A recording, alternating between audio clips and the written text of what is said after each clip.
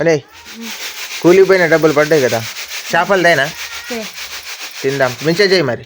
మంచిగా చేస్తా, తిందాం. ఈ 200లో 100 రూపీస్ పెట్రోల్ కొట్టించుకొని 100 రూపీస్ ఫీజు చేద్దాం. చెప్పులు మొత్తం గలీజ్గా ఉన్నాయి, కడుక్కోవాలి. చల్లటి నీళ్ళు, చల్ల గిజమైపోయినాయి నీళ్ళని. ఇప్పుడు బండి కాడికి వెళ్దాం. బండి మొత్తం మంచుతోటి తుడవాలి, గుడ్డ పేగుతారు. మంచు మొత్తం పడిపోయి బండి అంతా గలీజ్ అయిపోయి మొత్తం క్లీన్ చేస్తేనే మంచిది, లేకుంటే మనకు అంటుంది కదా.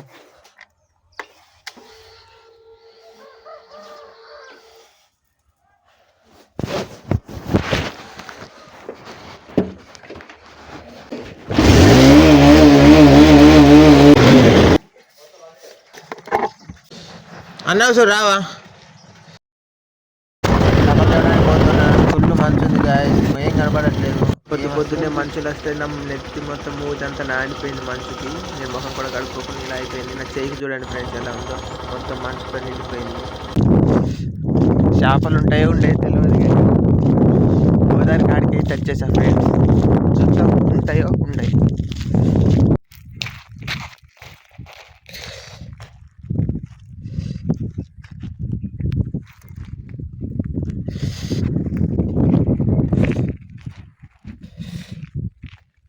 వాళ్ళు కూడా చేపలు గుంజుతున్నారు చాలా దూరాన, కొంచెం వెయిట్ చేద్దాం. అయితే చేపల బండి వస్తుంది, చూద్దాం.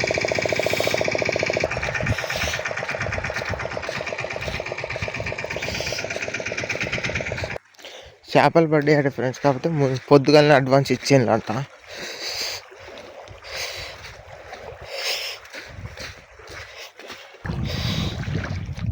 బక్కులేం పర్లేదా? అది నీకెంత జైల్లో జోకుతే కానీ తెలియదు ఎంత అంటే.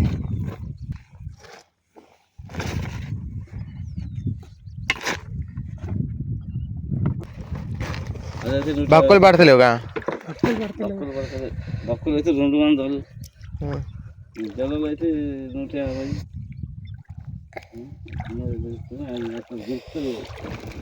ఏది ఇస్తానంటారు? గీదా పెద్దది.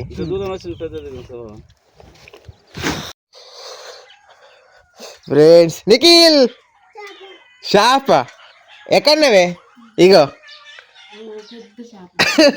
నిఖిల్ తిన్.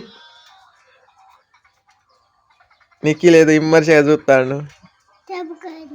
షాప కన్నా పానమే ఉన్నది, ఫ్రెష్ కాదా? ఫ్రెష్ చేప.